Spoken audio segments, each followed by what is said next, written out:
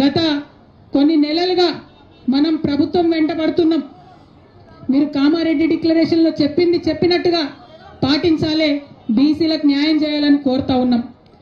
తెలంగాణ జాగృతి United పూలే front మన యొక్క ఉద్యమాల ఒత్తిడితోని ఇవాళ అసెంబ్లీలో 2 బిల్లులు పాస్ అయినాయి. సావిత్రిబాయి పూలే గారి జయంతిని అఫీషియల్గా ఉమెన్స్ టీచర్స్ డేగా ప్రకటించారు. పూలే గారి విగ్రహాన్ని మనం అసెంబ్లీలో అడిగితే వాళ్ళు ట్యాంక్ బండ్ మీద పెడతామన్నారు. ఒక్కొక్కటి ముందడుగు పడుతున్నది.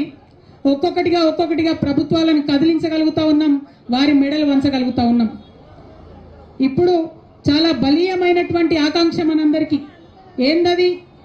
ఇవాళ జరుగుతున్నటువంటి లోకల్ బాడీ ఎన్నికలలో, రేపు తెలంగాణలో జరగబోయేటటువంటి స్థానిక సంస్థల ఎన్నికల్లో డిక్లరేషన్, కామారెడ్డి డిక్లరేషన్లో చెప్పిన విధంగా 42% రిజర్వేషన్ ఇచ్చి తీరాల్సిందే అని ఇవాళ ఇక్కడ కూర్చున్నాం.